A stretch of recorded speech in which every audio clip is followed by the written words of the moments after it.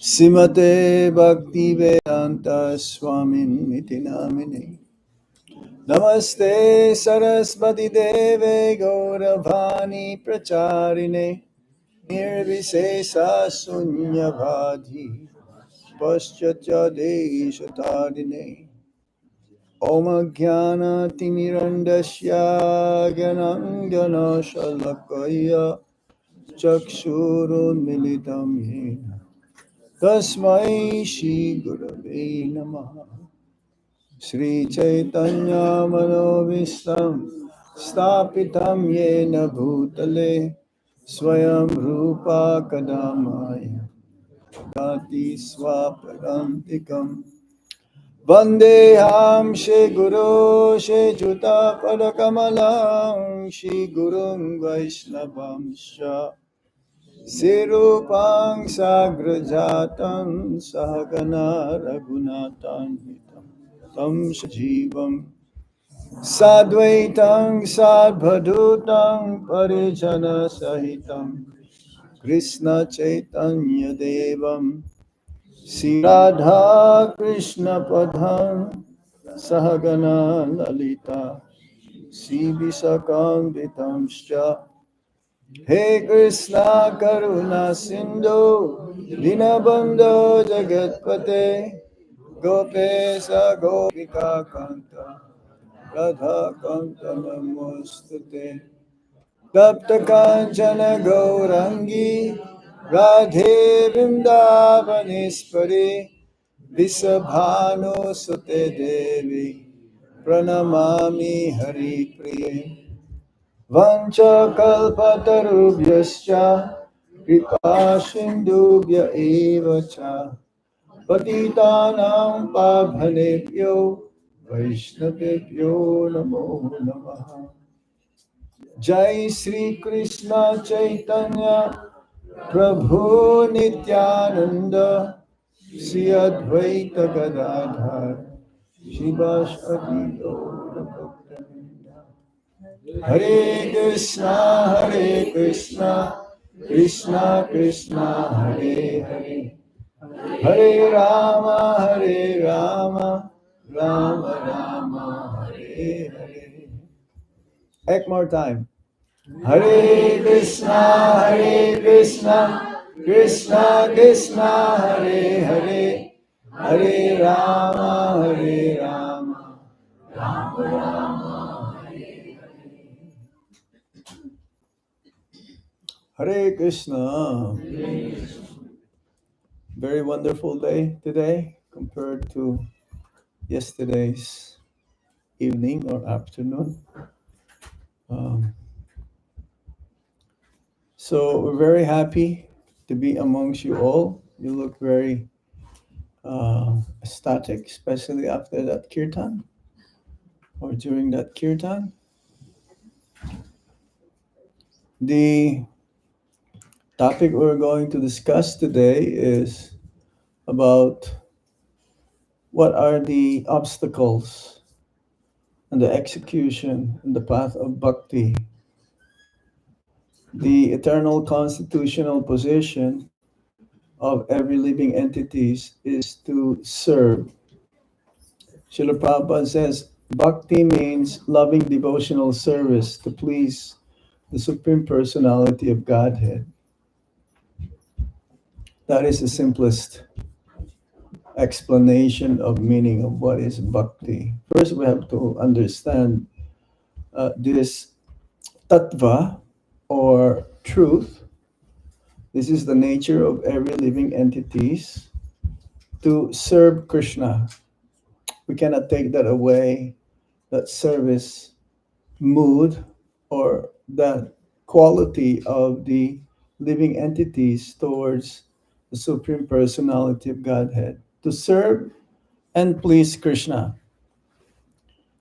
Srila Bhaktivinoda Thakur, he wrote a book, Jaiva Dharma.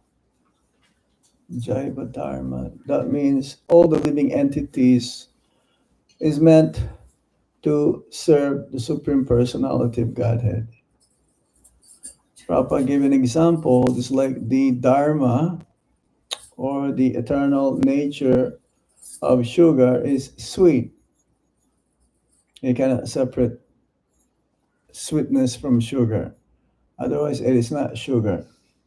Of course, nowadays there are many artificial sugar alternative like stevia or the what's that? Monk fruit, erythritol, all of those things.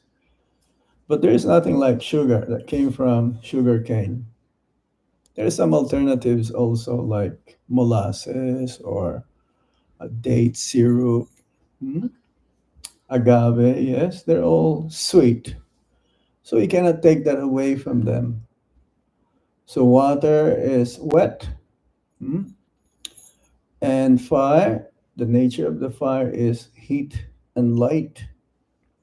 But you cannot say that the heat is the fire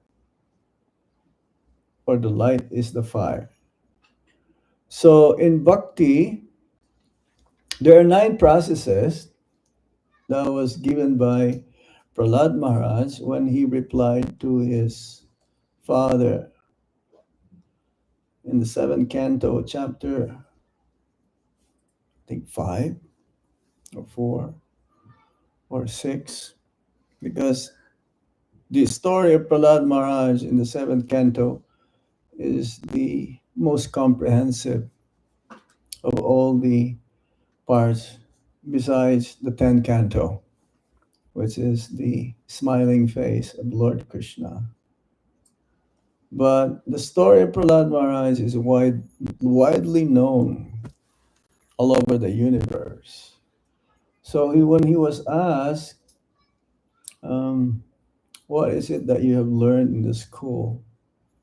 There was a Gurukul established by Hiranyakashipu because he wanted his son to be a good demon. That doesn't fit together, right? Have you seen a good demon? No. But Hiranyakashipu, that was his wish for his son, a good demon. So a Gurukul was established and having Sanda and Amarka to be the headmasters. The sons of who? Sukracharya. Sukracharya is the priest of the demons. It's like demigods, they have their own priest. Who is that? Brihaspati, yes. So Gurukul is a school of the Guru, spiritual master. It's like we have a Gurukul in Vrindavan. Bhaktivedanta Gurukul International School. Um, Now we're going to establish a university. It was approved already by the government of UP to have a university. So he was asked, what have you learned in school today? The first question, the first day of the Gurukul. It's like, I'm sure most of you whose kids went to school, you also ask your son or your daughter, what have you learned in school today? Did you do that? Yes. Of course, because Hiranyakasipu was the origin of this. So, um, when Prahlad Maharaj says, well, he was not expecting, Hiranyakasipu was not expecting the answer is like something, yeah. Because he was thinking that they should be taught along with the demons, friends, the sons of the demons, friends of Prahlad Maharaj, how to cheat, how to rule and divide, how to become politician, diplomatic, how to be untruthful, how to be unkind, all of these negative qualities. These are not the qualities of a pure devotee. So the first reply was, now that you have come to this age, uh, you should go to the forest Give up your material desires and renounce the material world. Go to the forest. So Hiranyakashipu was surprised. What? This is what you've learned in school? Huh? That I should go to the forest? Hiranyakashipu was just smiling. He was thinking, What kind of what kind of knowledge they taught you in school?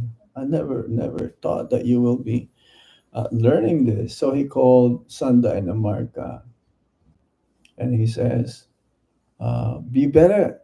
You better watch carefully the school, because I think there are some spies there who's teaching this kind of knowledge to my son and to your students." So he says, "Okay, you better be sure that they're being taught how to be a good demon, okay?" So the next time, they're very vigilant.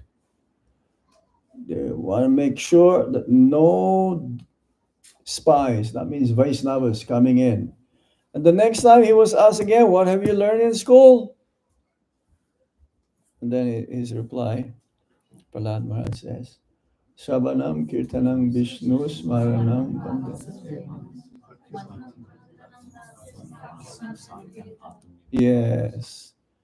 The nine processes of devotional service, starting from hearing and chanting, remembering, worshiping the Lord, praying to the Lord, becoming his friend, becoming his servant, and ultimately giving up everything, surrendering, Atmanivedana.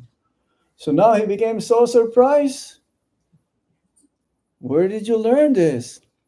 Unknowingly that it was Narad Muni who taught this to Kayadu, the mother of Prahlad Maharaj, while Prahlad Maharaj was still in the womb of his mother.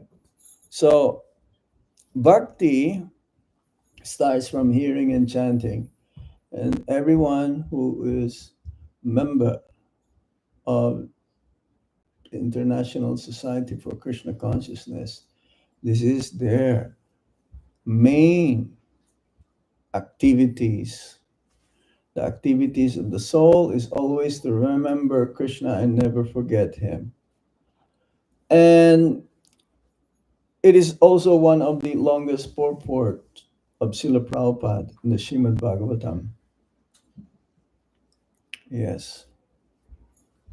It says that the most essential is hearing, because without hearing, we will not be able to learn.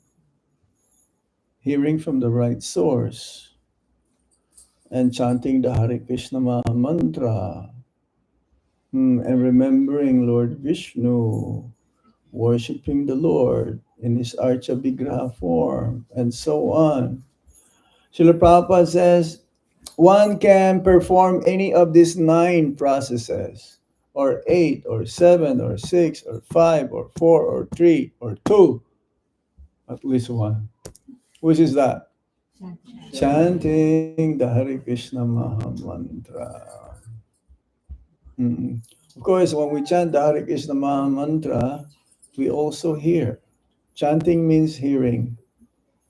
Without hearing, then the chanting is like parrot saying the mantra. Only alphabets coming out of the mouth, words. It's not, as Prabhupada says, chanting is easy, but attentive chanting is difficult. Correct?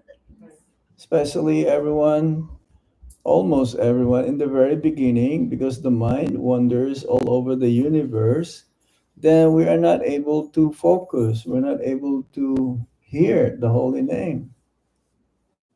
Prabhupada says, when you chant the holy name of the Lord, then you should hear yourself and others, also others who are besides you who are chanting. If you're not hearing others chanting, that means you are sleeping, which most of the times this is the occurrence. This is one of the obstacles in executing bhakti. laziness, lethargic, inattentiveness, committing aparad. Aparad or offense is different than sin.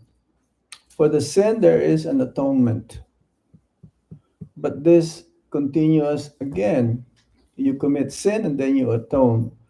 Prabhupada gave an example, just like an elephant taking a bath, then after taking bath, back to rolling on the sand,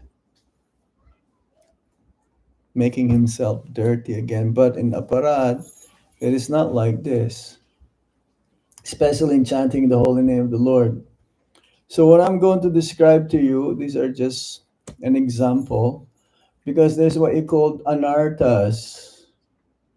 Anarthas means unwanted desires, unnecessary. There's no need, but it is there. Having come in contact with the material energy, the living entities become contaminated by lust, anger, greed, madness, illusion, and envy. Lust, anger, greed, madness, illusion, and envy.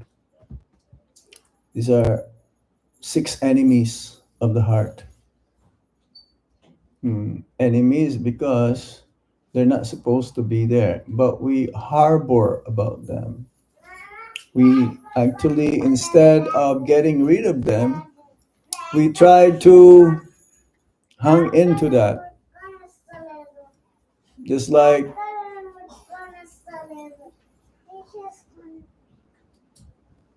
just like uh, a person who is wanting to get rid of the material desires, instead of